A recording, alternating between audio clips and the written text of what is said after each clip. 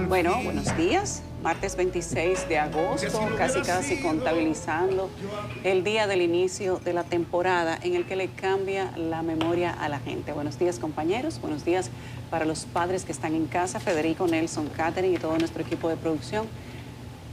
Hay un día después de que entra duro el verano, que es cuando la gente empieza a pensar en la Navidad. No es el día de hoy, para que no confundan. Lo digo para que empecemos a mirar hacia allá, a ver si tomamos la vida un poco más despacio. Estas semanas han sido duras para República Dominicana, la sociedad está golpeada. No se supone que el país o que una sociedad que quiere avanzar vea morir niños a manos de sus padres. Lo que está pasando en República Dominicana merece la atención del Estado. Y el Estado no es el gobierno, el Estado somos todos quienes la componemos o quienes lo componemos, donde también están las autoridades, pero estamos todos los ciudadanos. Y de una manera muy especial también está la familia. La gente no está teniendo control de las emociones y de las enfermedades mentales. Amén de que hayan personas de que después de que cometen algunos hechos quieran aducir enfermedades mentales o fingir enfermedades mentales para evadirse de la justicia. Y eso debería tener un castigo doble. Pero hablar de que niños mueren a manos de sus madres o a manos de sus padres, eso tiene que movernos a una reflexión profunda. ¿Qué es lo que estamos haciendo? ¿Cuál es la atención que está teniendo la gente? ¿Y por qué los niños están en peligro con sus propios padres en muchos de los casos? Yo creo que esta es una conversación que nos convoca, que convoca al Estado, pero convoca de manera particular a las autoridades. Se necesita atención psicológica y psiquiátrica de una manera masiva. Es más, debe haber atención psicológica de una manera especial en las escuelas. Los niños tienen que tener un lugar a donde decir cómo están siendo cuidados y el mejor lugar para eso es la escuela. Pero además, la mejor manera de cambiar o mejorar, incluso empeorar un núcleo familiar es entrar por la educación, porque se entra directamente por los niños. Hay que darle herramienta a los niños para alertar sobre el comportamiento de los padres, de este tipo de comportamientos. Un niño que se siente amenazado, un niño que es violentado, un niño que es abusado, tiene que encontrar refugio. Y tal vez esto pueda dar muchas alertas y salvar muchas vidas. Nosotros aquí estamos especialmente preocupados por todos los niños que han muerto en estos últimos días. Ayer se encontraron otros cuerpos. Hay un niño asesinado por su padre de 1 año y medio. 3 niños envenenados por su madre. Anterior a eso, una niña de 7 años asesinada de una manera sádica por la tía. Anterior a eso, una niña de 1 año y 6 meses con más de 100 puñaladas con un clavo que se las perpetró su padre o padrastro. No sé qué vamos a esperar. Uno siempre dice, vamos a esperar la muerte, ya la muerte llegó. El siguiente paso no es seguir esperando, es accionar y ojalá que las autoridades le pongan plazo al inicio de una intervención estatal de lo que se está convirtiendo y se evidencia como una pandemia. Y no solamente queda en evidencia en la muerte y el trato de estos niños, está muy evidenciada en el tránsito, está muy evidenciada en las relaciones escolares, muertes de niños en escuelas que han sido recientes también. Esto habla de a dónde debemos dirigirnos como sociedad y cuál es el tipo de intervención que necesita este país. Tenemos que dar una mirada breve por mi parte, compañeros, a lo que está pasando fuera del país y quiero mencionar las muertes de periodistas y reporteros en el enfrentamiento Israel-Gaza. Esto raya en el genocidio hace mucho, independientemente de cuáles sean las razones. 5 periodistas más murieron este fin de semana. 200 reporteros muertos en lo que va de la guerra de Israel con la Franja de Gaza. Hay periodistas y reporteros de Reuters, de AP y de Al Jazeera. No es que son enganchados al oficio, ni son gente que simplemente publican por redes sociales o tienen un canal de YouTube. Estoy hablando de personas con profesión formal, con ocupación formal y con asignación directa a cubrir este conflicto armado. 200 reporteros en menos de 2 años y este fin de semana y final de la semana pasada, 5 periodistas. Yo creo que tenemos que tener la conversación. No sabemos qué es lo que está pasando, pero tenemos que tener más conversaciones. Buenos días, compañeros. Buenos días, Yulisa, Catherine, Nelson. Bienvenido después de tus merecidas vacaciones. Buenos días, amigos que nos sintonizan hoy 26 de agosto del año 2015. Un día como hoy de 1789 se promulgó la Asamblea Nacional en Francia, a apenas días de iniciada la Revolución, la Declaración Universal de los Derechos del Hombre y del Ciudadano, que fue el embrión de eso que hoy llamamos comúnmente derechos humanos. Digo comúnmente porque hace 236 años eso no existía. Eso fue una creación de la Revolución Francesa, una consolidación del enciclopedismo, del laicismo y una conquista que, a pesar de ser iniciada hace 236 años, día tras día, como señalaba Yulisa en el caso de Gaza, hay que estar reivindicando y luchando para que al menos algunos de esos derechos todavía se respeten y todavía se mantengan. Un día como hoy nació Julio Cortázar, en 1914, en Bélgica. ¿Dónde está tu nombre, tu calle y tus desvelos si la cifra se mezcla con las letras del sueño? Si solo te busco donde ya no te encuentras, dijo el maestro. Y yo digo que sí, que él tenía razón. Y es bueno empezar con poesía, porque cuando uno se levanta en la mañana y revisa los periódicos y ve estas noticias que reseñaba mi compañera de padres, que en el seno del hogar se constituyen en la primera amenaza letal de sus crías, de sus hijos, en un comportamiento que es de entrada totalmente antinatural en términos darwinianos y biológicos. No estoy hablando de derecho. Uno entiende que la sociedad está tocado a fondo. ¿Qué más tiene que pasar para que de una vez por todas entendamos que la salud mental es un gran desafío? Y ahí están esos ejemplos. Y deben reflejarnos también a nosotros como sociedad, como lo entendemos. La carta de esa madre es un llamado de súplica ante una sociedad. Comienza con la palabra perdón. Y hay que ver las reacciones de toda una sociedad juzgando el hecho de esa madre en vez de pensar de cómo ella llegó ahí. O el otro señor que dice que Dios le mandó hacer lo que hizo. O el otro de Villarriba de hace 15 días, que hizo lo que hizo y sin embargo la comunidad, había algunas personas que estaban diciendo que él es un buen muchacho, que lo soltaran. Y esto tiene que ser de una vez por todas tomado por el gobierno, porque aunque es un tema de sociedad, quien tiene el presupuesto y la política pública y la voluntad política del Estado Dominicano es el gobierno del PRM y del presidente Luis Abinader. Nadie más puede hacer nada.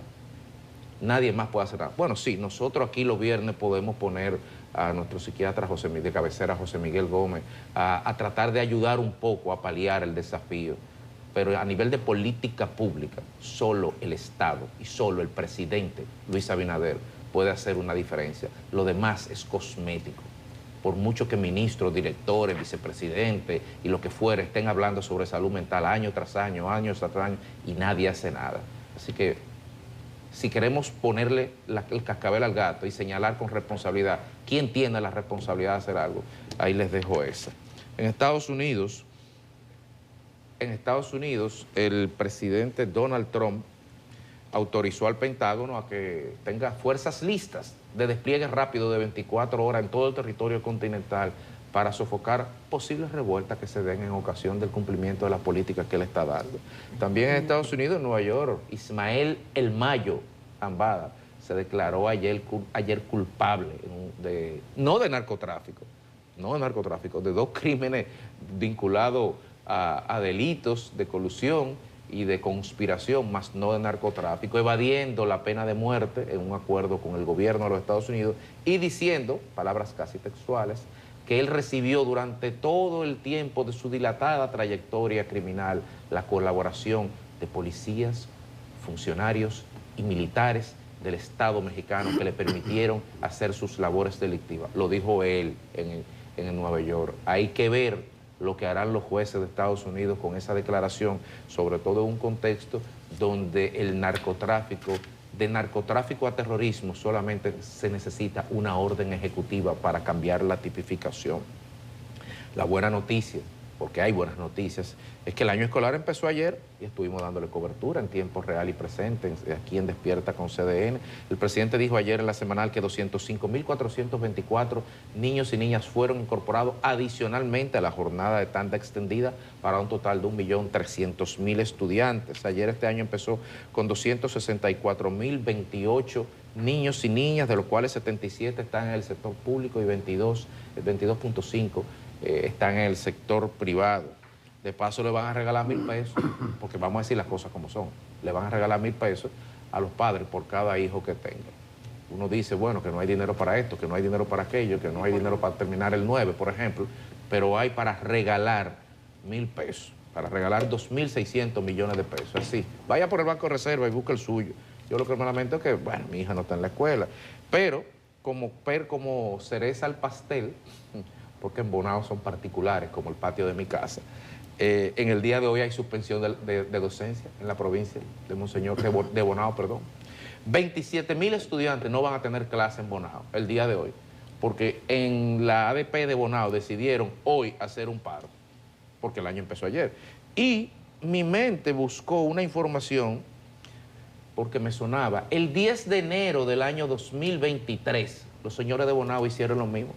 Después de 3 semanas de vacaciones navideñas, cuando el año arrancó el 10 de enero, ellos decidieron hacer un retiro en el Country Club de Bonao para planificar. Así que no vamos a decir que la ADP de Bonao está en contra de la educación de Bonao, simplemente nos vamos a remitir a esos dos hechos. Uno del año 2023, donde el inicio del año escolar del segundo semestre no se dio clase, y el día de hoy, que es una suprema burla a una sociedad que quiere dejar atrás la ignorancia. La seccional de Bonao decide no dar clases. Y los niños y niñas de Bonao, bien, gracias. Buenos días. Muy buenos días por aquí de nuevo. Quería corroborar lo de Yulisa de Gaza, de los periodistas, pero también de la hambruna. Mandé una foto a producción, parece que no pueden ponerla, de Edaya. Edaya es una madre gazatí que cargaba a su hijo Mohamed.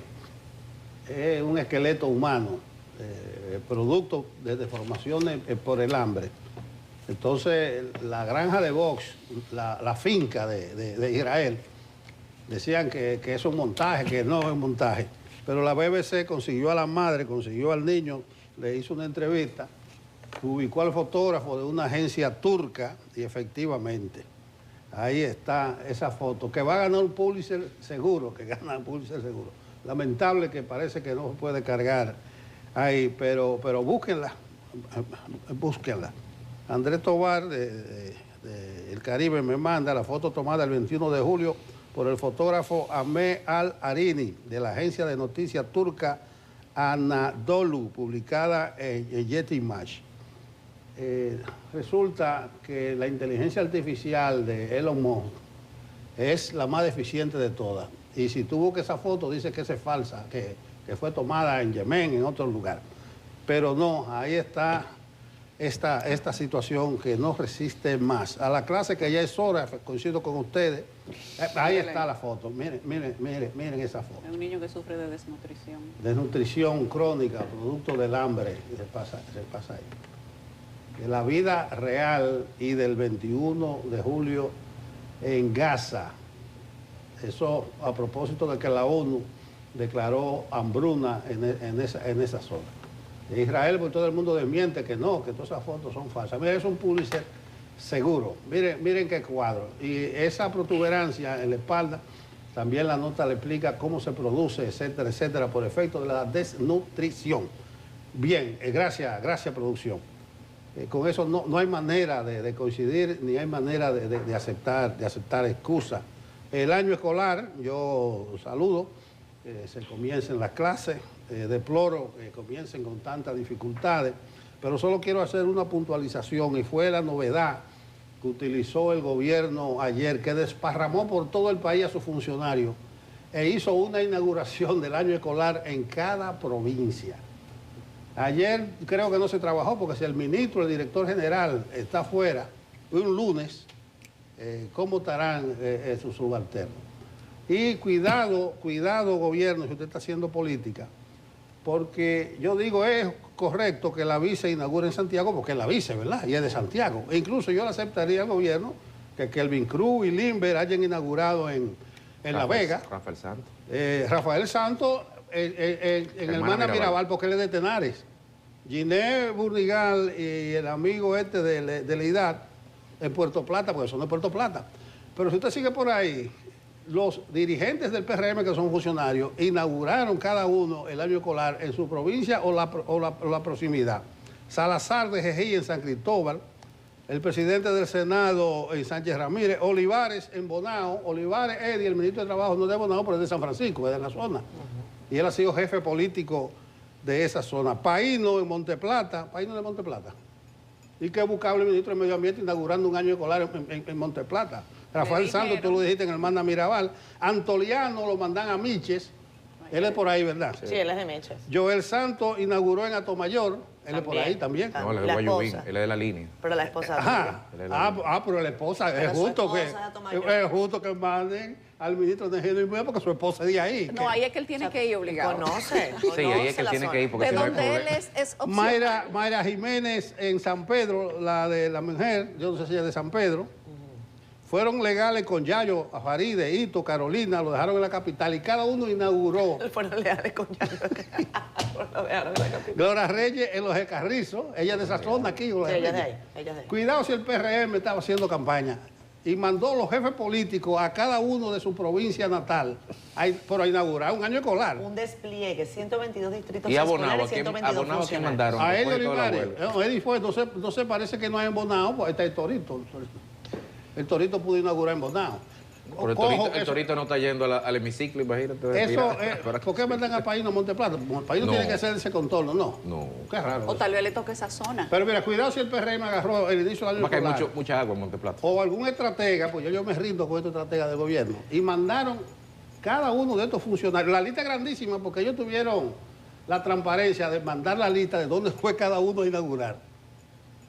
Imagínense, el director, el ministro, fuera de su oficina, con su acompañante, con su escolta y con un acto organizado. Era día de escuela, Nelson. Cuidado con eso, cuidado con eso. No me voy a parar porque seguro hablaremos más adelante en lo de Abinader.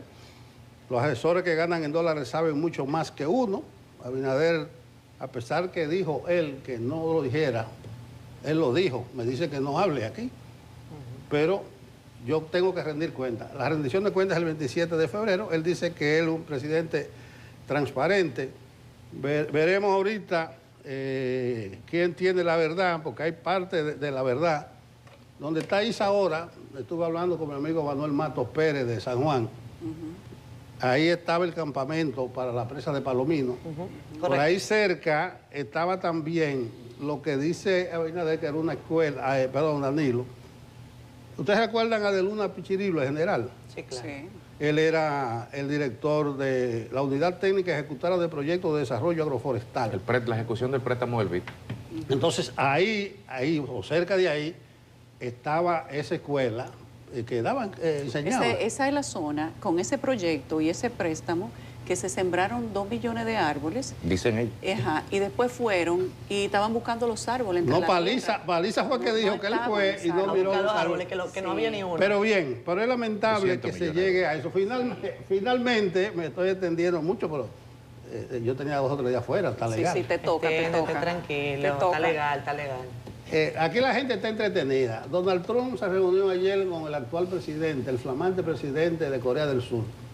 Nuevo, porque el anterior y la esposa están presos los dos. Correcto.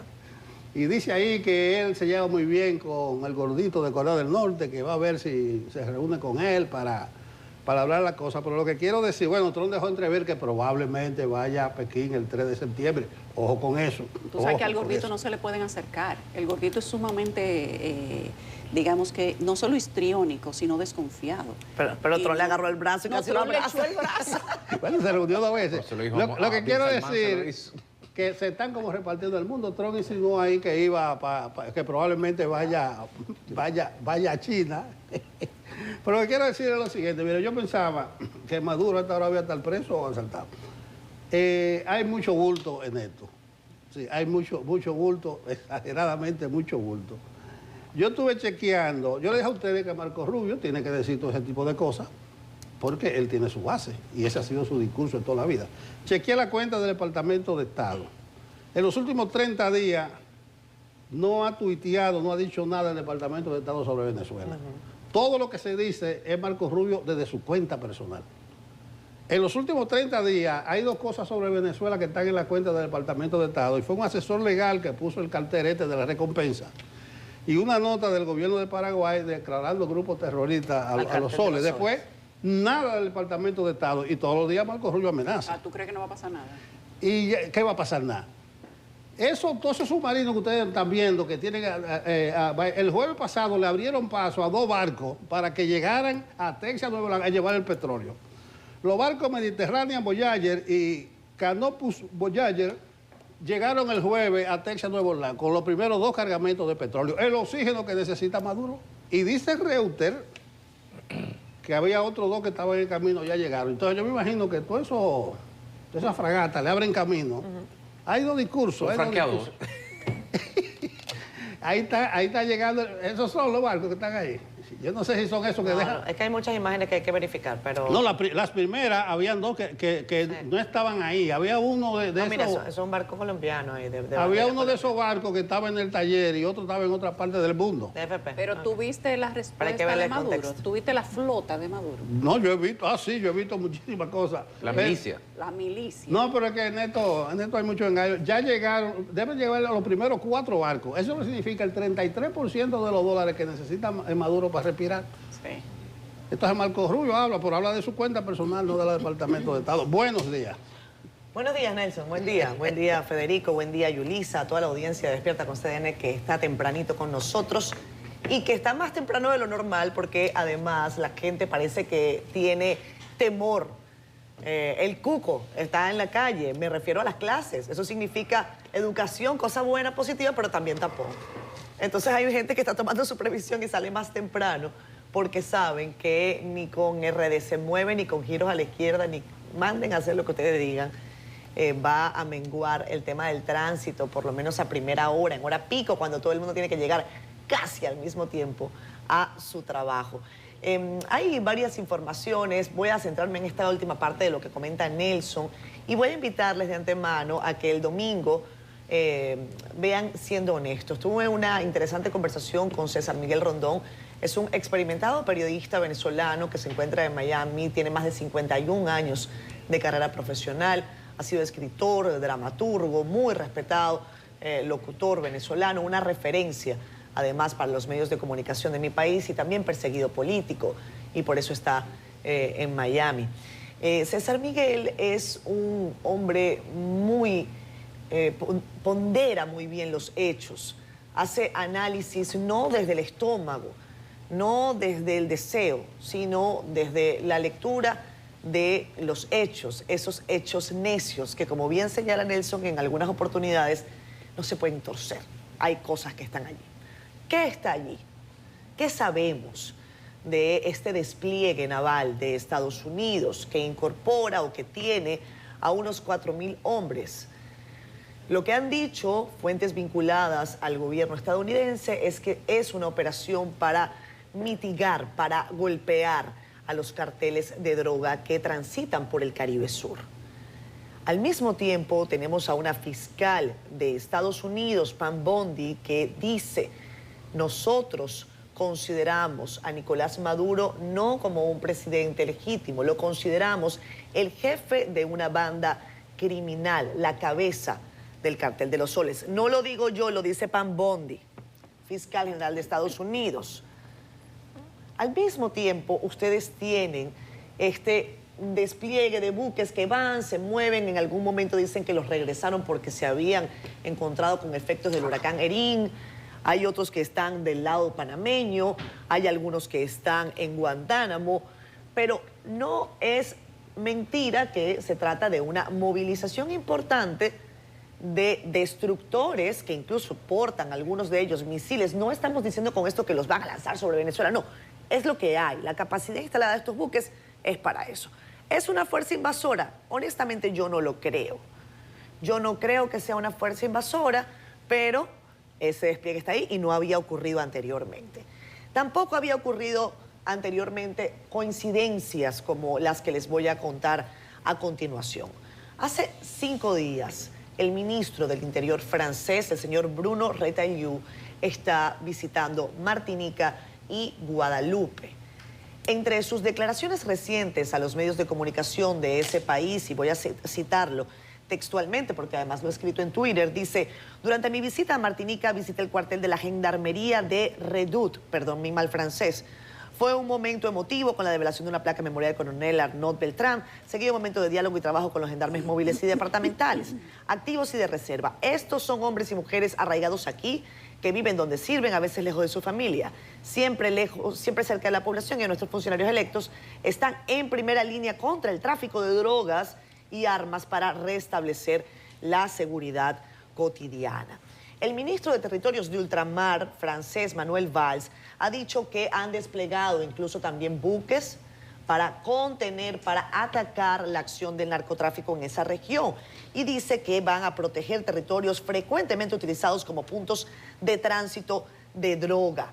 Ayer, Pam Bondi, después de esa admisión de culpabilidad del Mayo Zambada, este líder del cartel de Sinaloa mexicano, que pasó la vida entera esquivando a las autoridades y las esquivaba porque trabajaba con ellas, así lo ha dicho ayer en su declaración, dijo Pam Bondi que ellos están investigando todos los puentes aéreos utilizados para traficar droga desde Sudamérica. Y eso, por supuesto, no excluye el territorio venezolano. Son coincidencias que hacen que la gente gire sus ojos hacia la región. Si eso va a tener algún tipo de consecuencia directa contra el régimen de Maduro, no lo sabemos. Lo que sí sabemos, porque también es un hecho público, es, por ejemplo, la imagen que les compartía a los amigos de producción y que tiene que ver con la liberación, excarcelación de 13 presos políticos. Cuando todo esto está ocurriendo, al régimen de Maduro se le ocurre soltar a 13 personas que ellos consideraban terroristas, criminales, etcétera, sin ninguna orden judicial. Habían pasado meses en el Helicoide, una cárcel en donde hay reportes gravísimos de violaciones a los derechos humanos. Por cierto, para los defensores de derechos humanos del mundo, que ponen sus ojos para allá lejos, para Gaza, eso no quiere decir que no importen, importan y mucho. Amnistía Internacional ha dicho que en Venezuela todavía quedan 816 presos políticos que pasan hambre, presos políticos que son violados sexualmente, mujeres que son violentadas sexualmente, pero a veces nos gusta poner la vista más para allá, para Gaza, porque nos queda como lejos y no nos pone tanto en compromiso. Pero nada, así están las cosas, son los hechos duros, claros, indiscutibles.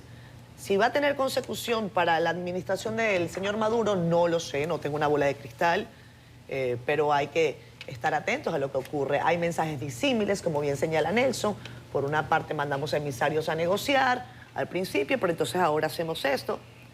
Hay que esperar, porque según mucha gente, al señor Trump es difícil leerlo, es difícil leerle el ánimo.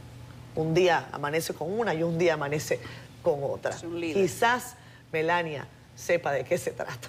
Buen día, compañeros. Buen día, quizás ella sea la razón. Oye, tal vez Melania dijo, me cansé de los problemas en Venezuela. Yo voy a hacer una columnita que se llama Trump hoy.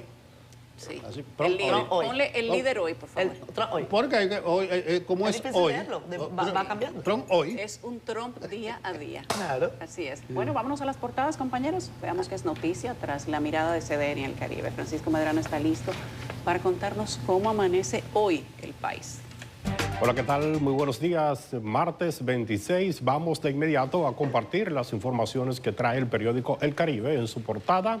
Y lo hacemos con la preocupación por el auge de los abusos infantiles y asesinatos de niños en el país. En otra nota, en el inicio de este periodo escolar, el presidente Luis Abinader llamó a superar los retos en este año lectivo 2025-2026. Además, ampliamos sobre la Junta Central Electoral que explica el descarte de oferentes con la nueva cédula de identidad y electoral. Y cerramos la portada del Caribe con los líderes de la diplomacia de los países miembros de la Organización de la Cooperación Islámica, que afirmaron que los crímenes por Israel en Gaza son un genocidio. Vamos ahora a compartir con todos ustedes la contraportada del Caribe con noticias del mundo de los deportes. Hablemos del Cibao FC, que se enfrenta esta noche al Weymouth Wanderers. Este representa a Barbados, mientras que Moca se mide a Montplicent, es un equipo de Jamaica. Estarán enfrentándose en la provincia Espaillada. Y de inmediato les invitamos que accedan a nuestro portal digital www.cdn.com.do. Aquí usted puede conocer otras importantes informaciones como esta del dólar, que se cotiza en 63 por 1, mientras que el presidente Luis Abinader dice que está dentro de las proyecciones de la política monetaria. En otra información, especialistas alertan sobre la falta de intervención temprana en casos de violencia infantil. Y cerramos con esta guía que paso a paso le ilustra conocer cómo acceder a las ayudas del Ministerio de Educación a través del INAVIE. Así que accedan a nuestro portal para que puedan tener conocimiento de cómo acceder a estos beneficios. Es todo de nuestra parte, seguimos con más en Despierta. Jim Suriel con el boletín del Instituto Nacional de Meteorología sobre el clima. Adelante, Jim. Muchísimas gracias, muy buenos días. Desde ayer hemos visto un firmamento brumoso en República Dominicana por la influencia de la nube sahariana número 16. Hoy todavía persisten esas partículas africanas en el territorio nacional, pero ya será a partir del mediodía y primeras horas de la tarde que empiece a alejarse de nuestra región.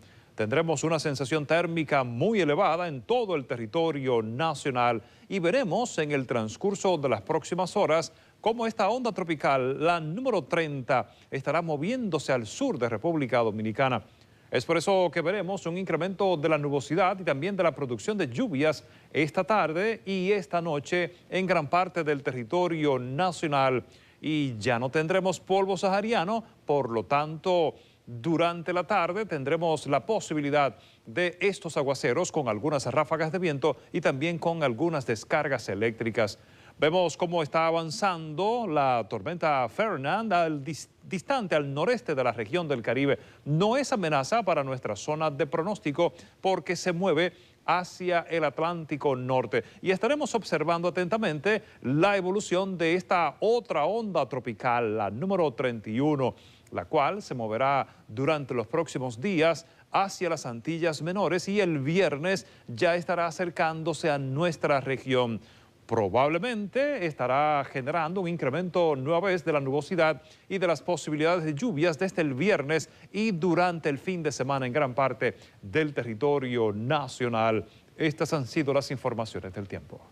Muchas gracias, Jim Suriel. Ya lo saben, un día brumoso. Eso está poético, Federico. A la pausa. Bien, está con nosotros. Seguimos aquí en Despierta con CDR, 7:50 de la mañana. Está con nosotros el licenciado Fabricio Gómez Mazara, director general del programa de promoción y apoyo a la micro, pequeña y mediana empresa Promipyme, que ha venido a ser el brazo ejecutor la política de socorro crediticio del Estado Dominicano a los sectores más desposeídos, más desfavorecidos y sobre todo una institución que se ha caracterizado con un alto dinamismo en estos días en colocación de préstamos a pequeños emprendedores. Buenos días, Fabricio Gómez, gracias por estar aquí. Buenos días, gracias por la invitación. Un honor estar con ustedes. Me vine con los formularios para la colocación. Vine, sí, siempre ando con ellos. Fabricio, Promipyme en estos días estuvo en San Juan de la Maguana lanzando un programa interesante, creo que era Tu firma es tu garantía, pero ha habido otros paquetes, digamos, productos financieros que han generado a la institución. A grandes rasgos, ¿cómo podríamos hablar de, digamos, de las novedades y del desempeño de la institución en lo que va de año 2025? Mira, la cartera de créditos nuestra es aproximadamente de 10.159 millones de pesos. Cuando uno lo mira en perspectiva, de acuerdo a la reciente publicación de la Superintendencia de Bancos, al ecosistema de microcrédito, digamos, la cartera total fue de unos 85.500 millones de pesos, con lo cual Promipyme solo es como el 12% de esa oferta de microcrédito. En ese sentido, nosotros tenemos, digamos, que hacer de tripas corazón, porque nosotros recibimos una transferencia anual vía el Ministerio de Industria, Comercio y MIPYMES de 700 millones de pesos al año. Y eso está, en términos reales, decreciendo. Nosotros, el 96% de los ingresos de Promipyme proviene de la cartera de créditos. Digamos que, entonces, una parte de eso vuelve a la cartera y otra sirve para cubrir tanto los gastos fijos como los gastos variables, fundamentalmente los financieros. Fabricio, sé que ustedes se enfocan mucho en el tema de las ferias, que incluyen este tipo de actividades, precisamente para decirle a la gente que se acerque. ¿Cuál es el mecanismo que están utilizando en estos días, precisamente para hacer que se agilice el mercado de solicitud de préstamos? Estamos en momentos en que la economía muestra algunos síntomas, si no de crecimiento, sí de desaceleración, si se quiere llamar de esa manera. Mira, una de las razones por las cuales vamos al territorio es para ver, nuestro país tiene una geografía económica particular. Es decir, hay territorios que tienen, digamos, todas las actividades productivas, pero hay otros que se concentran en algunas. No diría, bueno, la región del Cibao es la región más diversificada en términos económicos que tiene el país. La región este es más hoteles, bares, restaurantes, otros servicios, pero también tiene que ver con agricultura y con ganadería. En el caso del sur, también hay fundamentalmente agricultura y otros servicios, y no hay tanta presencia de industrias. Ahora, digamos, en Pedernales comienza una promesa de que del sector turismo ya están llegando cruceros, pero se espera que con el tiempo eso crezca. Entonces, cada vez que vamos a un territorio, uno de los objetivos nuestros es irrigar el tejido productivo, sobre todo porque nosotros somos una institución pública, sin fines de lucro, y vamos a lugares donde la propia Superintendencia de Banco ha descrito como los desiertos financieros, que son territorios donde no hay muchas entidades ni servicios financieros para los ciudadanos. Entonces, hacemos ese esfuerzo adicional por recibir el feedback in situ de los ciudadanos. Fabricio, tanto el Ministerio de Industria y Comercio como diferentes ministerios del Estado han hablado, y el sector privado también, de la necesidad de impulso que tienen las pequeñas y las medianas empresas, las MIPYMES. La institución que tú diriges es un buen termómetro, dependiendo quizás de la tanta o poca necesidad que tenga la gente, las empresas pequeñas, que la gente a veces cree que son empresas muy organizadas. Estamos hablando hasta de un salón de belleza, o de algo menos que un salón de belleza. ¿Cómo lo ven ustedes en el sentido de las facilidades que les están dando a las pequeñas y medianas empresas para que la gente no se vaya al suelo, sino que encuentre una ayuda cuando quizás está en necesidad de un empujón económico? Lo primero que nosotros hacemos sondeo. La gran competencia que tiene el ecosistema de microcrédito, Promipyme e instituciones privadas que están en microcrédito, es el prestamista informal. Sí. El prestamista informal completa un mercado, de acuerdo a una encuesta de cultura financiera publicada por el Banco Central. Y lo hace más pobre. El 25% de los encuestados dijo que tenía crédito con el prestamista informal. Los prestamistas informales ya no prestan al módico 20 mensual, sino al 10 semanal. Esas son tasas que van desde 184 a 244%. Eso casi 300 al año. Entonces, lo lógico es que estas tasas onerosas, ¿verdad? Pues pongan en riesgo el negocio del microempresario o del emprendedor. Entonces tratamos de llegar ahí a esos sectores donde no hay una oferta financiera diversificada, importante, y sobre todo competimos o tratamos de reducir, porque mira qué sucede. Cuando hacemos una feria de crédito, los prestamistas informales transitoriamente bajan la tasa.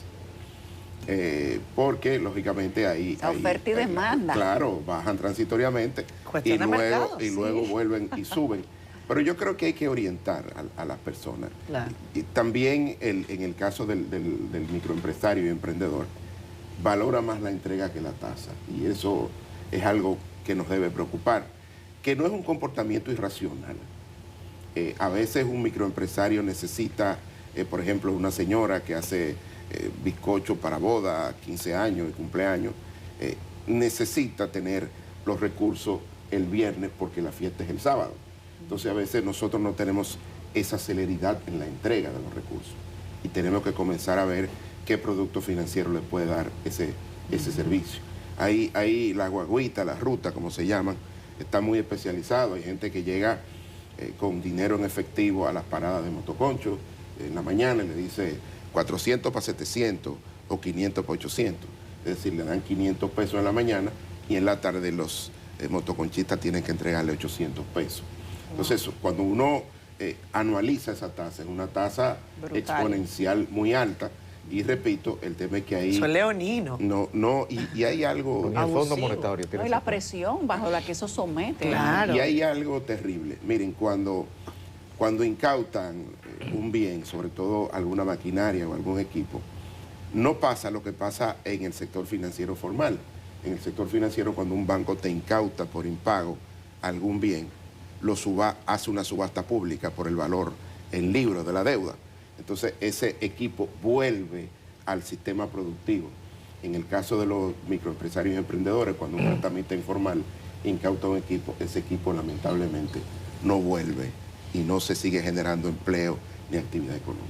Se hacen unas transacciones financieras bastante complejas. Usted se para en la esquina ahí de la de yo con Kennedy en la tarde, tú ves que hay un movimiento de dinero. Sí. Y eso es lo que dice Fabricio, pero es también el alquiler del motor. Sí. Es también el pago del motor, así mismo, claro, de 500, 600 todos los días. Es un mundo complejo. Ayúdame a entender un poquito a Promipyme. Tú dices que es sin fines de lucro, pero dice que recibe recursos de industria y comercio. ¿Las transacciones de ustedes tienen algún retorno? Sí, mira, qué bueno esa pregunta. Promipyme, a pesar de ser una institución de servicios financieros, en la estructura organizacional del Estado, está en el sector público no financiero. Es una institución adscrita al Ministerio de Industria, Comercio y MIPYMES. Entonces, para nosotros hacer servicios financieros, interactuar en el sector público financiero, necesitamos del brazo mercadológico y estratégico del Banco de Reservas.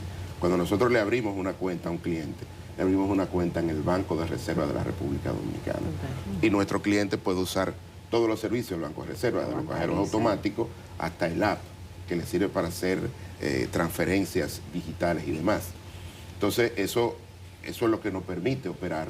Y además nos aplica la ley monetaria y financiera, la ley de compras y contrataciones, una parte del MAP, y todo eso dificulta la gestión de Promipyme porque se quedó como entrampada. En otros países existen instituciones de microcrédito que tienen capital público, pero operan en el sector público financiero directamente. Nosotros incluso decimos que para que sea sostenible la operación de Promipyme, tiene dos salidas: o se convierte en una institución de microcrédito del interior del Banco del Estado, el Banco de Reserva, o se capitaliza y va al sector público financiero y compite en el ecosistema de microcrédito con otras instituciones del sector privado, porque de verdad que es compleja la gestión de una institución de servicio financiero bajo el esquema del sector público no financiero. Fabricio, mencionaste que la gente prioriza la entrega a la tasa. Sí. Entonces, en esa lógica, para la entrega, ¿cómo hablamos de acceso a Promipyme? Cuando Promipyme, por ejemplo, ¿cómo coloca? ¿Cuál es el rango de colocación? ¿Cuál es la modalidad de uno poder solicitar tener una facilidad crediticia? ¿Y qué tan complejo puede ser? Porque el prestamista me presta, pero si no le pago hay represalia. ¿Cuáles son las? Pero no hay título ejecutorio, no hay garantía, hay la palabra. ¿Cómo funciona el día a día ordinario del negocio de Promipyme? Nosotros tenemos 113 oficinas a nivel nacional, de las cuales 52 están al interior del Banco de Reservas. O sea, tenemos una alianza estratégica con el Banco de Reservas. Y hay que decir, si usted no sabe dónde está una oficina de Promipyme, vaya a una oficina del Banco de Reservas que le van a decir dónde está, ¿no? Y ahí orientamos, tenemos oficiales de negocio que visitan el negocio de quien solicita el crédito. Y ahí verifican si la información que le dio o que llenó en el formulario es la que, digamos, la que coincide con la declaración. Y los préstamos son de la siguiente manera: hasta 500,000 pesos con garantía solidaria, de 500,000 a 6 millones de pesos con un pagaré notarial, y de 6 millones de pesos a 10 millones de pesos con garantía hipotecaria, con la excepción del programa Tu Firma es tu Garantía, que se ofrece créditos hasta 150,000 pesos sin la necesidad de garantes o codeudores. Empezamos primero con las damas y después ya está abierto a los caballeros. Este programa se hizo por una demanda que hizo el presidente de la República, que cuando iba por el territorio, las mujeres le decían: no podemos ir a Promipyme a tomar créditos porque los que no, potenciales garantes, nuestros esposos, nuestros compañeros, tienen el score crediticio afectado por la pandemia. O no tienen esposo. O no tienen esposo, pero puede ser un hijo, o puede ser cualquier amigo, compadre, o quien sea. Pero hay que recordar que la pandemia afectó fuertemente a los microempresarios y emprendedores, porque los cierres le implicaron que ellos no tenían capacidad de pagar sus acreencias. Entonces todavía arrastran ese tema del score crediticio afectado.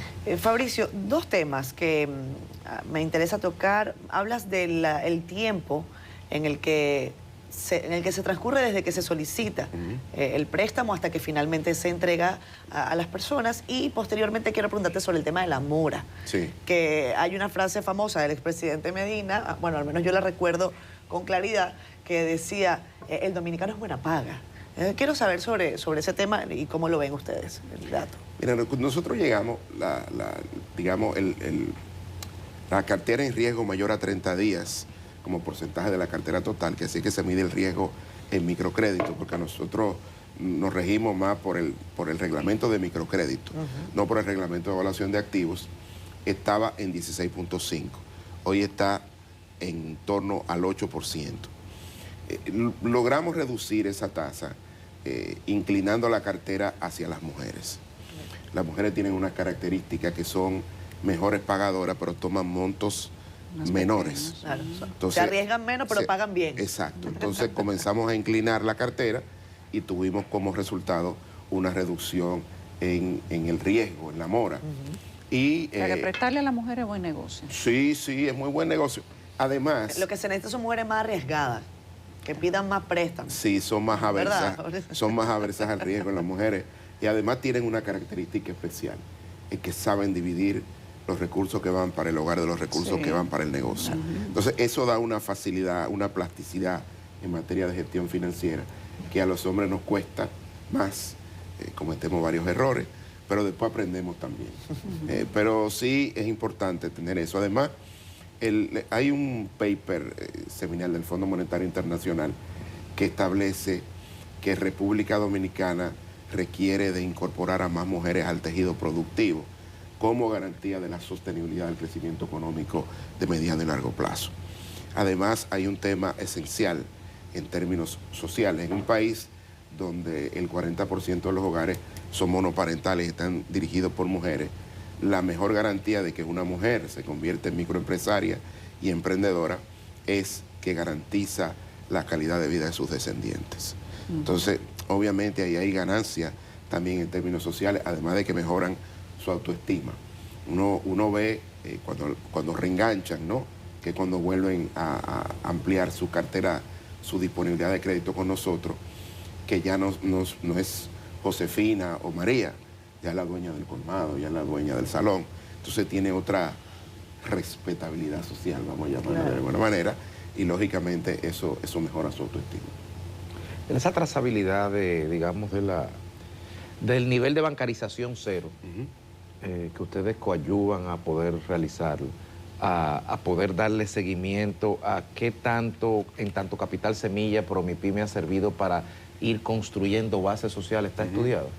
Se sabe la secuencia de, a 100 personas le presté por primera vez, dentro de 3 años, de esas 100, X ya están cogiendo préstamos de tanto en tales instituciones. Claro, nosotros vemos lo que llamamos los reenganches, que vemos a través del tiempo. Usualmente las mujeres reenganchan más, con lo cual uno puede proyectar que los negocios de las mujeres tienen una mayor sobrevivencia. En pero términos, cogen monto más chiquito. en términos temporales, sí, pero cuando reenganchan van creciendo en el tiempo. Ahí el monto aumenta. Entonces el monto tiende a incrementar. En el caso de los hombres, los reenganches son menores. Ahora, eso sí, inmediatamente nosotros bancarizamos o alguien entra al ecosistema de microcrédito, ya tiene un score crediticio. Entonces, ese score crediticio es como tu cédula de identidad en el mercado financiero. Entonces, otras instituciones ya saben quién es ese nuevo entrante, por llamarlo de alguna manera, y le ofrecen servicios financieros. Le caen atrás. Cuando van a reenganchar, ya tienen más de un proveedor de servicios financieros. Sobre todo aquellos que trabajan en el sector comercial, que mueven mucho efectivo. En el caso de colmado, en el caso de personas que transforman panaderías y demás, que transforman rápidamente en un sector industrial ligero, pero sí maneja muchos recursos porque su ciclo productivo es rápido, ¿no? Ya que te tenemos acá, Fabricio, estamos hablando de temas que le importan a la gente, porque con eso pueden quizás cambiar la realidad de su micro, pequeña y mediana empresa. Pero me interesa que tú, que eres economista, nos ayudes a leer el momento que está viviendo República Dominicana. Sé que te saco un poco de la institución, pero ayúdanos a ponderar. El presidente Abinader admitía hace algunos días en la semanal que definitivamente el país muestra un crecimiento distinto, una desaceleración económica, que los datos arrojan un número diferente al que quizás se esperaba, se estimaba, y eso ha sido objeto de crítica por los partidos de oposición. ¿Cómo lo ves? Mira, yo creo que algunos colegas y amigos cometen un error al querer comparar la economía, no dominicana, la economía mundial. La economía mundial después del 2020 no tiene nada que ver con la economía previa al 2020, por 3 choques económicos. Primero la pandemia, después la invasión rusa a Ucrania y el vendaval inflacionario, y como si todo esto fuera poco, ahora están los aranceles unilaterales del presidente Trump a sus antiguos socios comerciales. República Dominicana, además de esos 3 choques, ha tenido un choque externo adicional, que es el magnicidio del presidente Moïse y la presión migratoria, y todo lo que ha significado para las arcas públicas en términos de la seguridad fronteriza. Entonces, obviamente, cuando uno compara, digamos, estos ciclos económicos distintos, tiende a desconocer un poco lo que ha sucedido. La economía se ha transformado. Sin embargo, en estos 5 años, República Dominicana, a pesar de esos 4 choques externos que ha enfrentado, ha generado empleo, ha crecido, ha reducido pobreza, que eso es un dato importante, y ha aumentado la inversión extranjera directa, que en la actualidad, en los últimos años, ha sido mayor que el déficit de la cuenta corriente de la balanza de pago, y no ha tenido grandes presiones en cambiarias, fundamentalmente. Ahora estamos en un modelo donde se ha desacelerado y estamos creciendo por debajo del crecimiento potencial. La pregunta que hay que hacer es qué economía en el mundo está creciendo igual o por encima del producto potencial, dado los choques que estamos viviendo. El tema arancelario tiene un agravante, y es que genera mucha incertidumbre. Y cuando hay incertidumbre, los agentes económicos posponen sus decisiones de consumo e inversión. Es decir, lo peor que pasa en los mercados es la incertidumbre. Cuando la cosa va cayendo, los mercados ajustan. Cuando sube, ajustan. Pero cuando hay incertidumbre, todos los días hay que revisar qué decisión. Tenemos un presidente en Estados Unidos que tiene una estrategia porque él pone aranceles unilaterales, pero cuando se están venciendo dice, le voy a dar 90 días más porque estamos negociando. Entonces los mercados todavía no saben cómo leer, pero es una estrategia, ¿no? A nivel internacional, y eso obviamente a economías pequeñas abiertas al mundo como la nuestra les afecta. Finalmente, Fabricio, de acuerdo a tu experiencia, ¿cuál debe ser el destino de Promipyme? Tú insinuabas que podría ser un ente del sector financiero formal, pero en estos días de fusión de institución podría ser un despacho, una oficina en el Ministerio de Industria y Comercio y MIPYME. No, porque está escrita. Cuando yo digo, porque una institución de servicio financiero debía solo aplicarle la ley monetaria y financiera. Porque tiene unas características propias. Promipyme actualmente no es un intermediario financiero puro y duro porque no capta recursos de terceros. Entonces, si lo capitalizan y va digamos, al ecosistema de microcrédito a competir, tendría esa capacidad de captar recursos de terceros y hacer la intermediación. Nosotros solamente recibimos esa transferencia de 700 millones de pesos al año, pero el 94% de los ingresos vienen de los ingresos financieros de la cartera. Entonces, habría que ver qué pasa, pero de que una institución de servicio financiero como Promipyme, hay que ver cómo se adecúa a la Constitución del 2010 y cómo se adecúa a este nuevo Estado dominicano. Yo creo que habría que mirarlo. En mi caso, yo solamente tengo palabras de agradecimiento para el ministro y amigo Ito Bisonó, que me acompaña a las entregas, que entiende la dimensión social y económica de Promipyme, y que él es quien diseña la política MIPYME, porque nosotros solamente estamos en servicios financieros y no financieros. La política MIPYME es un poco más amplia, tiene que ver con formalización, tiene que ver también con la ley de garantías mobiliarias que maneja el Ministerio de Industria, Comercio y MIPYME, y hacemos política conjunta, y de verdad tengo una excelente relación que ha redundado en un trabajo conjunto, y yo creo que ahí están los resultados. Bueno, pues gracias Fabricio Gómez Mazara, director general de Promipyme, por haber estado el día de hoy aquí con nosotros en Despierta con CDN y por habernos comentado y puesto a conocimiento de la ciudadanía estas importantes informaciones sobre el desempeño de la institución y sobre las facilidades que tiene a disposición de la ciudadanía en materia de apoyo a la micro pequeña empresa. Muchísimas gracias. Gracias, Fabricio. Vamos a pausa. Son las 8:18 de la mañana. Vamos a hacer contacto con Cotuí, donde son velados en la provincia de Sánchez Ramírez los restos de la madre y sus 3 niños que fallecieron el pasado domingo luego de que presuntamente la madre envenenara a los menores e ingiriera ella misma la sustancia tóxica. Tenemos a nuestra compañera María Tejada con el reporte en vivo. Adelante, María. Buenos días.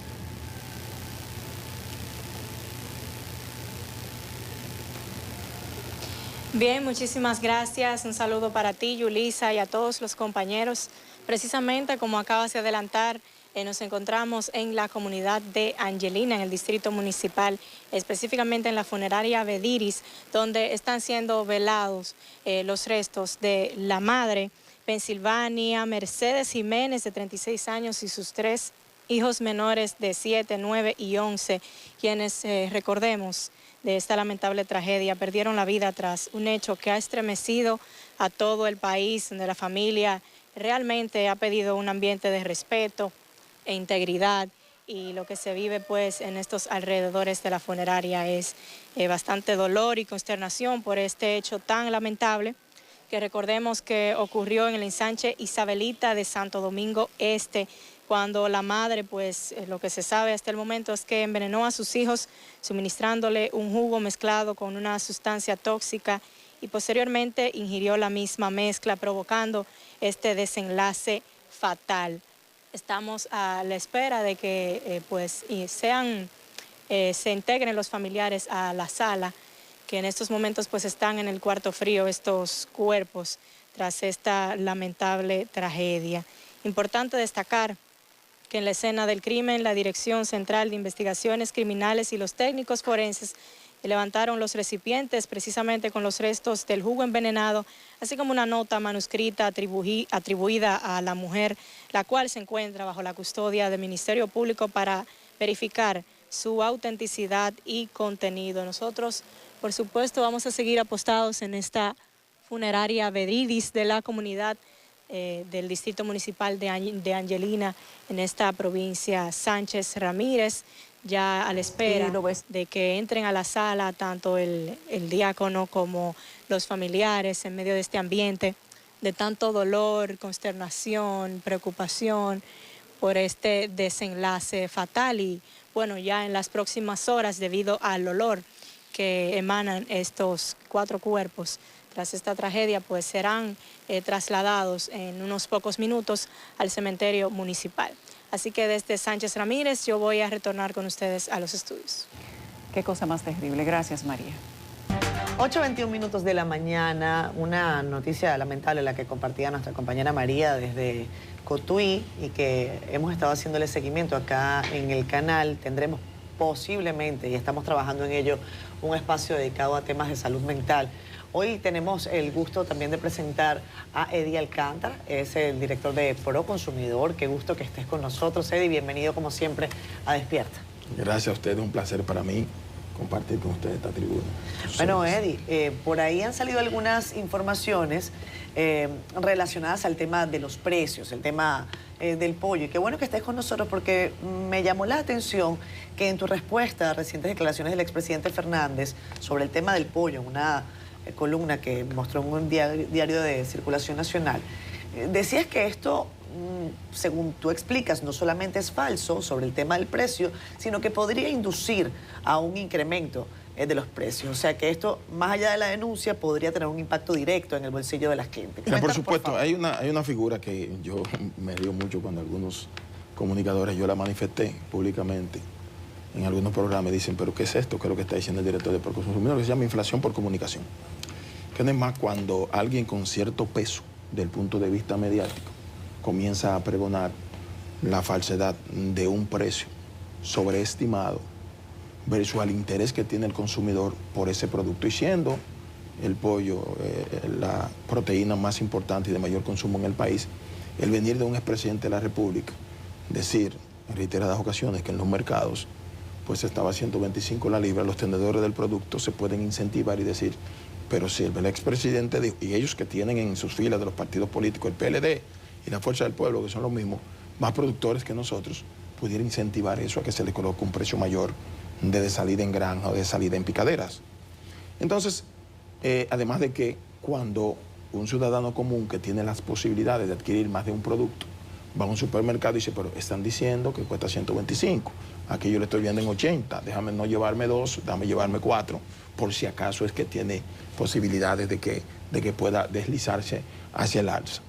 Y nosotros, cuando vimos la información emitida por el expresidente en más de una ocasión, nosotros le dijimos, ¿por dónde es? ¿Por qué que Proconsumidor, de la mesa de los precios que cabeza el señor presidente de la República, que está compuesto por el Ministerio de Agricultura, el Ministerio de Industria y Comercio, la Dirección General de Aduanas, está el ministro administrativo de la Presidencia, está el Banco Agrícola de la República Dominicana, está el INESPRE, etcétera? Creo que invitamos a algunos funcionarios, depende de la situación que vayamos a discutir, y que está permanentemente vigilante y que nos reunimos ordinariamente.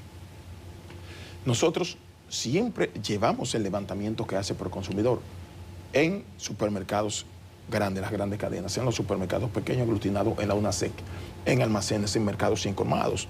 Nosotros lo vemos y es que nos damos cuenta cuando un producto se está deslizando, para que el presidente tome las iniciativas o las medidas pertinentes para que no ocurra lo que ha pasado en otros países de Iberoamérica con economías similares a la nuestra. Que, por ejemplo, la inflación, que es un fenómeno global, y así lo manifestaron en Ginebra el día 7 y 8, que estuvimos allá, cerca de 83 países que intervinieron de manera presencial y los que estaban de manera virtual sobre la seguridad del producto, cómo el impacto, decían ellos, de la inflación en sus países ha afectado a los productos de la canasta básica alimentaria. Entonces, yo decía, pero si nosotros no hemos encontrado pollo a ese precio. Entonces, el presidente reiterándolo, o sea, es un incentivo. Y yo le decía que hay que buscar la definición de lo que significa provocar una inflación por emisión de comunicación, que es una figura global. pero hay muchas personas no lo conocen. Y nosotros le llamamos la atención y le dijimos, bueno, nosotros le invitamos a que usted camine con nosotros los mercados y nos diga dónde usted vio pollo a 125 pesos la libra. Aquí no hay un solo eslabón de la cadena de comercialización donde se haya comercializado en 125 pesos una libra de pollo. Puede ser que en un lugar apartado, como por ejemplo en la ciudad de Juan Bosch, hay un grupo de ciudadanos haitianos, algunos o la mayoría indocumentados, que uno de ellos se arriesga y busca una cantidad significativa de pollo y la vende al precio que quiera porque se está arriesgando y utiliza 3 eslabones de la cadena de comercialización. Pero de la fundación de la República hasta ahora, el pollo por libra no ha llegado en la República Dominicana, en los mercados, que es el primer eslabón de comercialización a 125 pesos la libra. Entonces, había que desnudar eso. Pero además de eso, es solamente el pollo. No es que todos los productos a nivel global han sido impactados por la inflación. Ahora, ¿a qué ha apostado el señor presidente de la República? A un abastecimiento suficiente, porque donde existe, como en la República Dominicana, y que ha sido también asumido por las grandes potencias mundiales y que a su vez lo han ramificado, se ha ramificado en todos los países con economías más inferiores, pues el libre mercado permite que tú tengas elección para comprar, porque no hay una ley que controle los precios, pero tampoco hay una ley que te obligue a ti a comprar donde vendan más caro. Y se apuesta al abastecimiento suficiente para que presione la demanda. Y eso hace que el precio se mantenga en equilibrio y que la competencia genere una estabilidad en el precio de los productos y servicios. Y en la República Dominicana, dada la adecuada política económica que ha aplicado el señor presidente de la República, que ha apostado al abastecimiento, cuando nos sentamos en la mesa de los precios y se ve que se produce un vacío, como en el verano, por ejemplo, que lo saben más que todos nosotros, el expresidente de la República, Leonel Fernández, en el verano tiende a deslizarse el precio del pollo. ¿Por qué? Porque el calor sacrifica hasta un 30% en algunas ¿Y granjas. por qué no se preparan para el verano? No, han ido anteriormente, era mayor. Ahora hay algunos que han reportado un 8, un 10, pero hay otros que han reportado un 36, un 38 de su pérdida por el tema del calor, que ha sido el más alto en los últimos 3 años en la República Dominicana. Pero ¿por qué el pollo no se ha deslizado a precios exorbitantes? Porque la mesa de los precios, el presidente, el ministro de Agricultura y todos nosotros, pues nosotros prevemos los vacíos que se producen. Y para el mes de febrero y marzo, había una sobreproducción y el gobierno adquirió 2 millones de unidades, la ignoró, y por eso cuando se produjo el vacío, por el calor la colocó en el mercado y por eso los precios se han mantenido al mismo precio de la... Es que los pollos sudan y no de mayo. Es que los pollos sudan, ¿o qué es lo que pasa? No, es que... ¿Y por qué ustedes ponen como base para medir el mercado si no todo el mundo compra en los mercados? Porque cuando él habló, él se refirió a los mercados. ¿Pero por qué mercado? Porque como en el mercado es donde más barato debe estar, porque el primer eslabón, los pollos salen desde granja al primer lugar, es a los mercados. Cuando un pollo en un mercado cuesta 80 pesos es porque al consumidor final le puede llegar por encima de los 100. Pero cuando cuesta 80, el pollo, hablamos de un pollo entero. Sí, o por libra, como lo compra el 70 o el 80% de los ciudadanos. No piezas. No piezas específicas, no, porque cuando tú le tienes características especiales, como la que me enseñó una amiga, que eran muros deshuesados, que intervienen, tiene un costo superior. O sea, digo porque hay gente que, por ejemplo, esta imagen que ay, ahora se me fue, pero se la paso a producción. Esa imagen es bueno que la gente lo entienda. Sí, porque a partir de esa fotografía, eso es como una serie de... Por ejemplo, la carne de res tiene características y cortes específicos, que no es lo mismo que tú comprar la carne de res por libra, como la consume el 80% de los dominicanos. Ahora, ¿qué es lo que nosotros estamos procurando con esto? Tratar de frenar una campaña que se venía gestando no solamente con ese producto, porque ahora, para el mes de noviembre hasta febrero, por ejemplo, el plátano, que también es muy sensible, se produce en menos cantidad y densidad, porque adverso a lo que es el pollo, el calor le favorece, pero cuando entramos en el frío, se produce en menos cantidad y densidad y el tenedor del producto, para compensar la pérdida que se genera y poder reponer, le coloca un precio más alto en el mercado, porque hay menos oferta que la demanda. Pero en noviembre ellos vienen con el plátano también igualito, porque a ellos le ocurrió. Yo les busco, imaginen ustedes, donde en el año 2011 un plátano en su gobierno llegó a costar con un sueldo mínimo menor de 6.400 pesos, 55 pesos. Y yo les muestro a ustedes por qué el año 2019, en el año 2020, 2018, también hubo un tema con la sobredemanda del sistema eléctrico, que también generó muchísimos apagones. Pero que ellos saben todos esos problemas. Pero ¿qué resulta?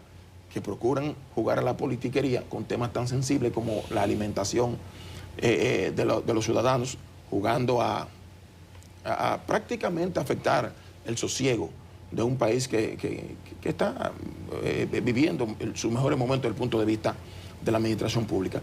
Yo creo que ustedes sepan que la oposición política no ha jugado más con este tema, porque siendo nosotros presidentes del Consejo Centroamericano de Agencia de Protección de los Derechos del Consumidor, nosotros hicimos que el sistema de integración de Centroamérica desmontara la parrilla de comparación de precios de la canasta básica familiar por la disimilitud que había de la cantidad de rubros que medía cada banco central de cada país, y nos concentráramos, que es lo que estamos haciendo ahora, en medir el costo por unidad de los productos básicos de la canasta alimentaria. Y la República Dominicana, en lo que tiene que ver con Centroamérica, es el país con el costo por unidad, por la medida que ha tomado el presidente, más abaratado de Centroamérica, y el segundo de Iberoamérica, solamente por debajo de Paraguay, porque tiene características especiales, menos cantidad de habitantes, mayor producción, un proteccionismo a la producción, y eso no lo levantó la República Dominicana, se lo levantó el Foro Iberoamericano de Agencias Gubernamentales y lo presentó en Ginebra, ahora en julio pasado, que son datos que son reales, ellos lo conocen más que nosotros, pero le di jugar a la politiquería con este tema. Eddie, tú que conoces bien cómo funciona el consumo en República Dominicana, a la mayoría de la gente dice, la verdad es que yo no me voy a un mercado mayorista a comprar pollo. La gente con necesidades utiliza el colmado como un medio inmediato, se endeuda con el colmado, y ahí el pollo no está a 80 pesos, ahí el pollo está a 100 y pico de pesos, 120 pesos, 115 pesos, hemos reportado en algunos casos. Entonces, la pregunta es, ese canal de distribución, que en muchas veces, en muchas oportunidades, más bien vende a precios que resultan hasta excesivos, hasta groseros. Estamos hablando de que pueden hasta doblar el precio que uno puede conseguir en un supermercado cualquiera. Yo te puedo hablar de un paquete de café. Un paquete de café en un supermercado te puede costar 100 pesos y en el colmado te puede costar 200 pesos. Ni hablar de las plataformas de teléfono celular, que estamos hablando de que un Niágara puede costar en el supermercado 180 pesos y usted lo pide por aquí, son 450 pesos. Entonces, el tema del colmado tiene una explicación. Porque el colmado, en la mayoría de productos que adquiere para su distribución, sí, que es el que tiene contacto directo con el consumidor final, el principal eslabón del comercio, puede utilizar 2 y 3 eslabones dentro de la cadena de comercialización de cada producto que comercializa. Por ejemplo, un colmadero puede recibir el pollo porque se lo llevan ya pelado de alguien que lo compra a un mercado y que el mercado a su vez lo compra en granja, intervienen 3 eslabones.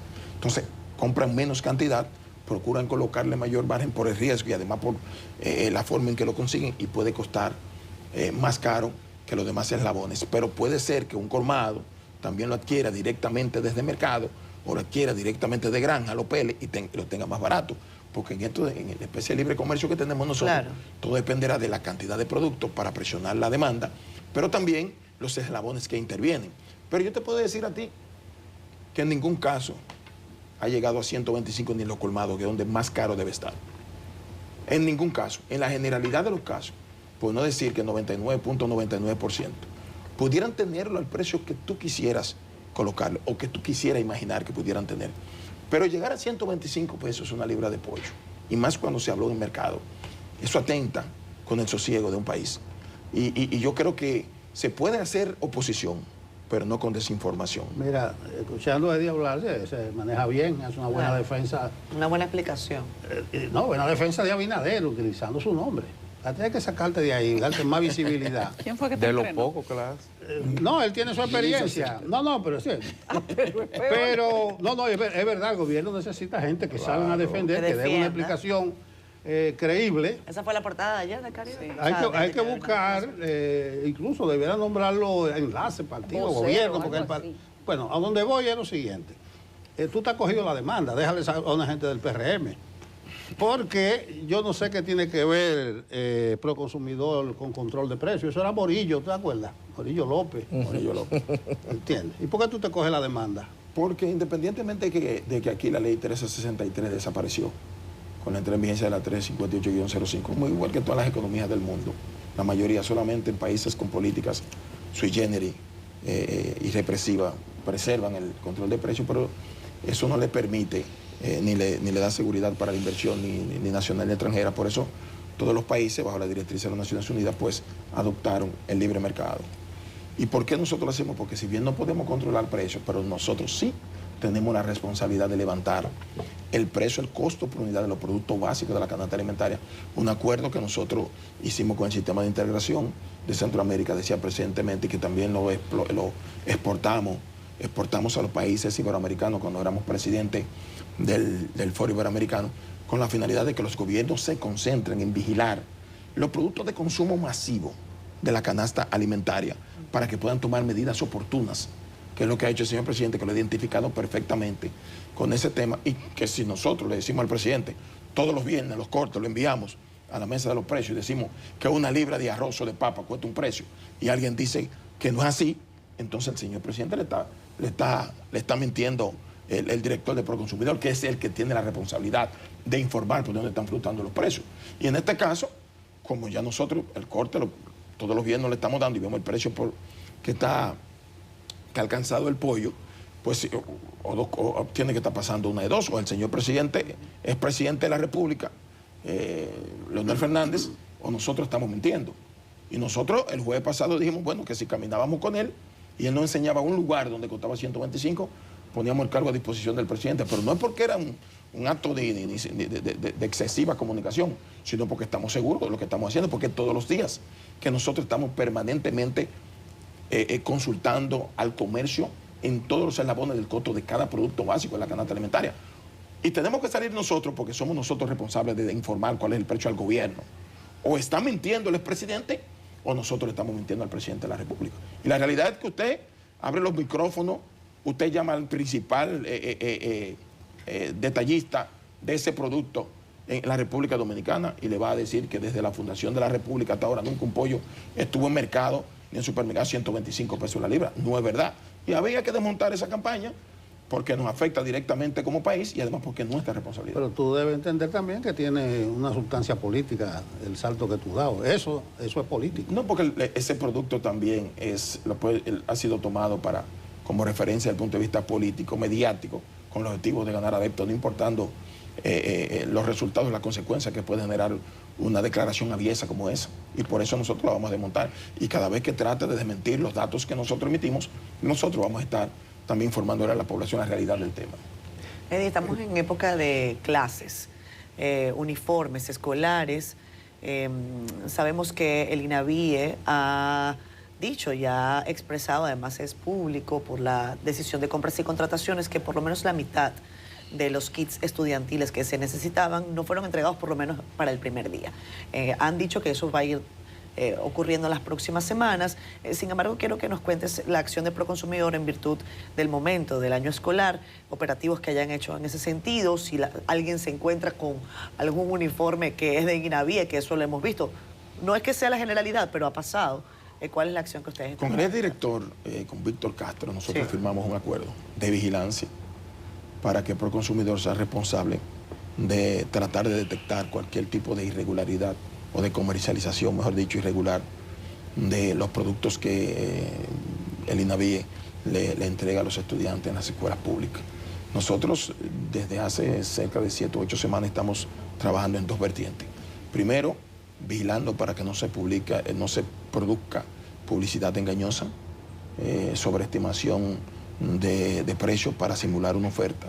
Y segundo, para nosotros vigilar de que en ningún comercio se esté vendiendo los insumos del INAVIE. En esa vertiente estamos trabajando por un acuerdo que firmamos con el INAVIE y hasta ahora no hemos detectado ninguna acción en ese sentido. Y creo que así como lo dijo la vicepresidenta de la República y el nuevo director del INAVIE, tanto Raquel Peña como Adolfo Pérez, ellos van a entregar entre 20 y 60 días ya todos los materiales, porque recuerden que también, producto de algunas denuncias que se hicieron, pues algunas adquisición del producto, algunos procesos de adjudicación fueron anulados y eso retrasa la entrega para que puedan tener la cantidad suficiente para cubrir la cantidad de estudiantes que van a la escuela pública y van a recibir los insumos.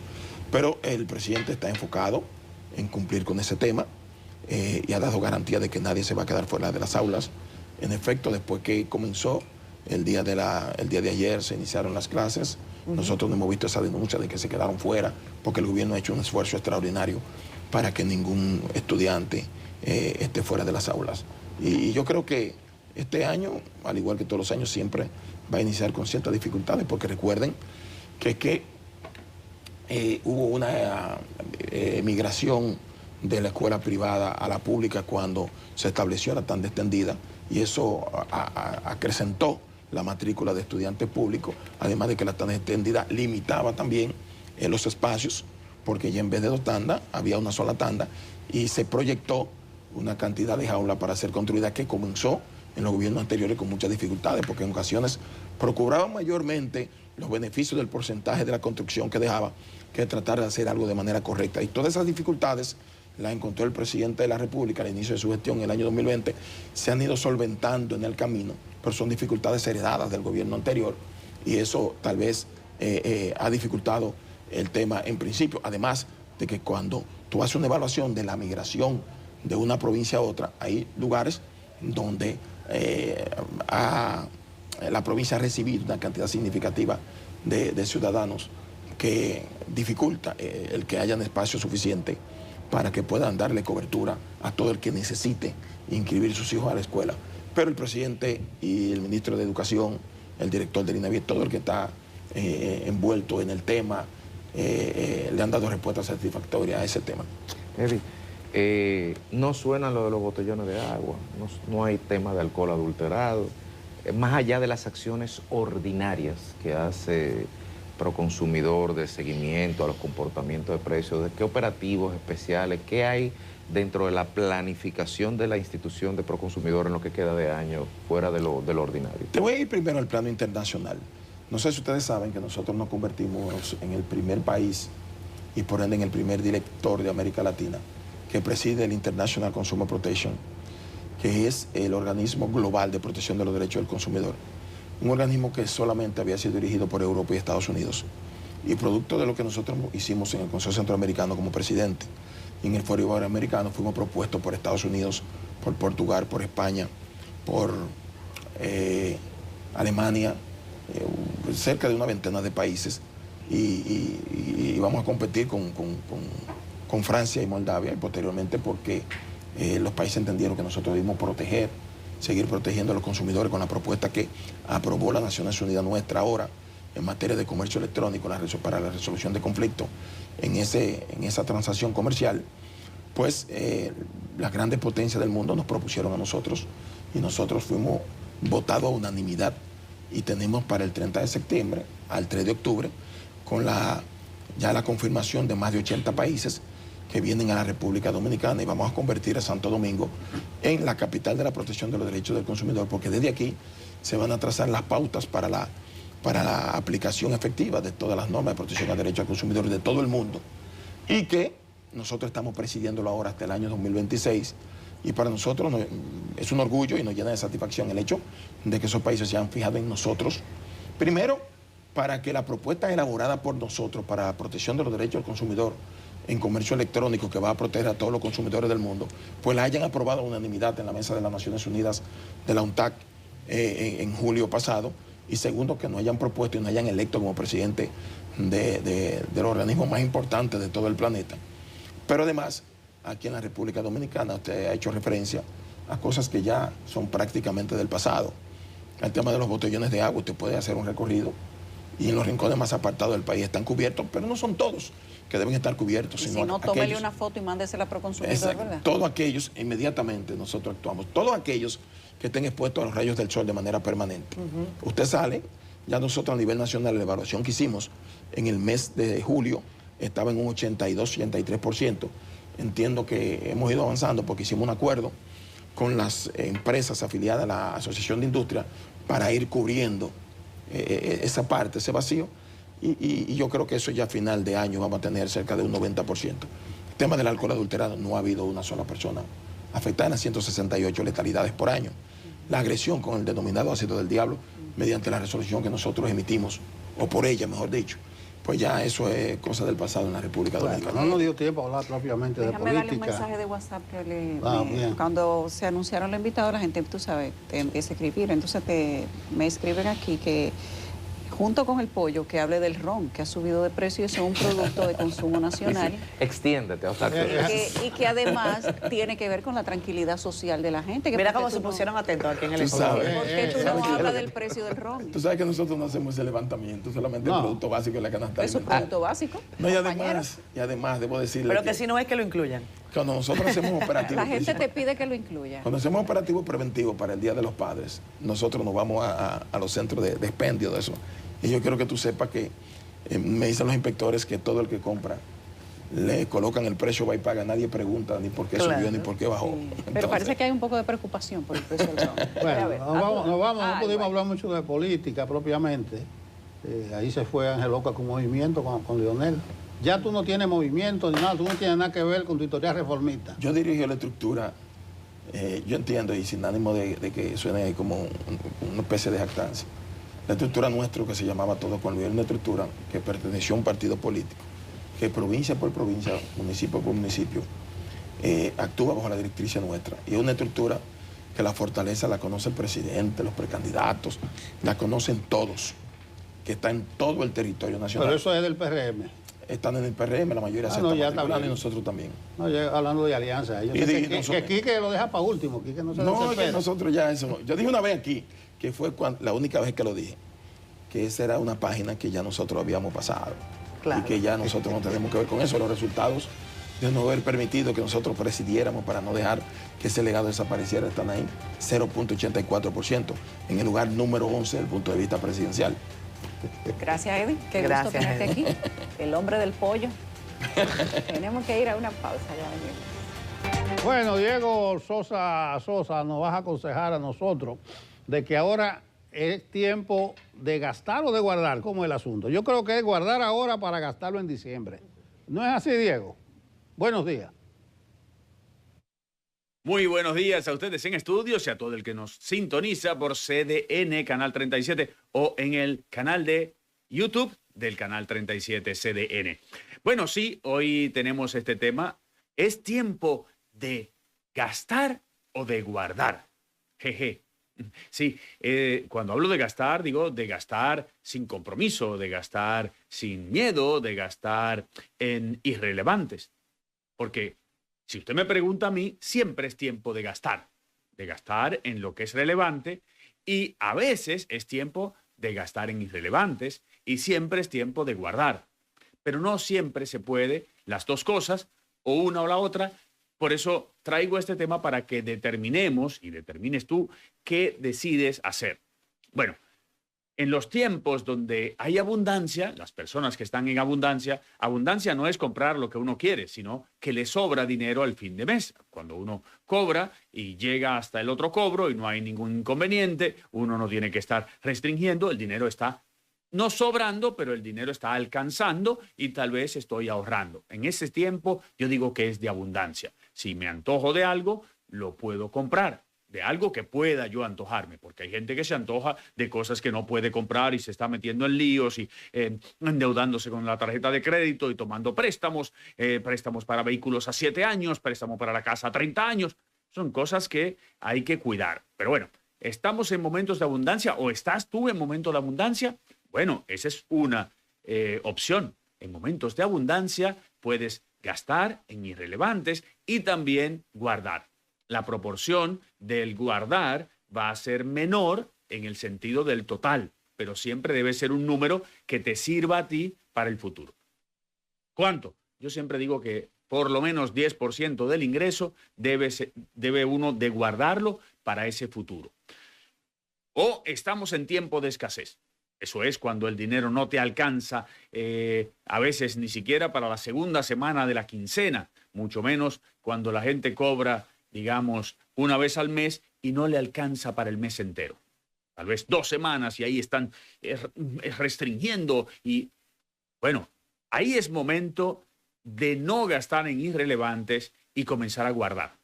Porque en un momento dado puede uno salirse de presupuesto y complicarse la cosa. Por lo tanto, en momentos de escasez es momento de guardar y no gastar en irrelevantes. Estamos en estos dos momentos, perfecto, lo determinamos. Ahora bien, ¿qué pasa con el futuro?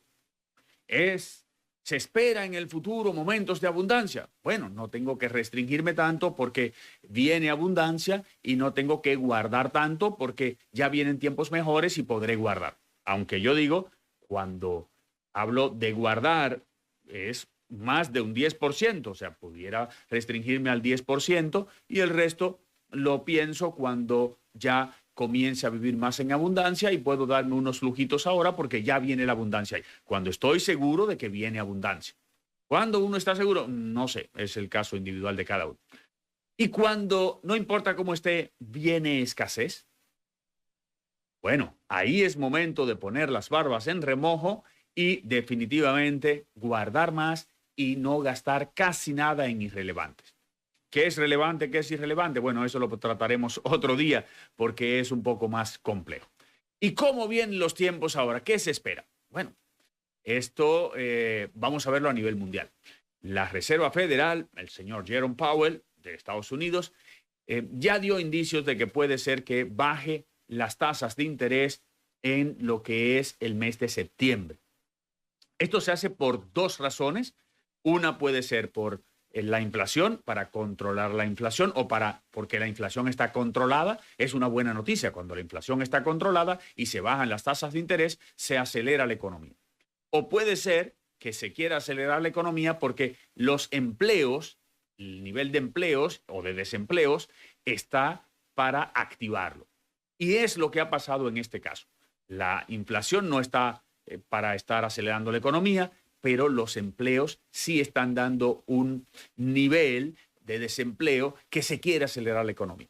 En República Dominicana, el presidente acaba de pedir más dinero, 69.000 millones de pesos más, para que le amplíen el déficit para activar la economía. Y ya han dado un montón de dinero en préstamos baratos para activar la economía. Eso quiere decir que el año que viene fuerte, viene duro. Ya yo le avisé que este iba a ser duro, ya se está viviendo y no se quiere que sea tan duro, por eso se trata de acelerar la economía ahora y no de restringir de tal manera que nos pongamos los pantalones apretados como debe ser, sino que vamos a gastar más dinero para que la economía termine mejor y así nos prestan más dinero el año que viene y el año que viene veremos lo que pasa con una inflación muy alta porque se está soltando mucho dinero. Luego van a tener que recogerlo cuando la inflación suba y ya no sabemos para dónde va. Entonces, serán momentos muy difíciles los que vienen, por lo tanto, no serán de abundancia, sino de escasez. Y para cada uno, mi mensaje es ahora, restrinja esos gastos no indispensables y vamos a guardar más. O sea, como dice el refrán, pan para mayo y leña para abril. No harina para abril, sino el refrán original es leña para abril. Restrínjase y guarde. Nos vemos la próxima semana por aquí por CDN. Bueno, dice Diego que lo que viene por ahí en los próximos meses no es bueno, que guarden ahora porque necesitaremos ese dinerito para después. Con Diego terminamos nosotros. Muy tarde que escuché ese mensaje. Ay, ay, ay. Ya no hay nada que hacer. Cuídense mucho. Faltan 30 días para el cumpleaños Federico. 30 días para mi cumpleaños. Exacto, el día de hoy. Hasta mañana. Vamos a trabajar. Por eso no pude guardar.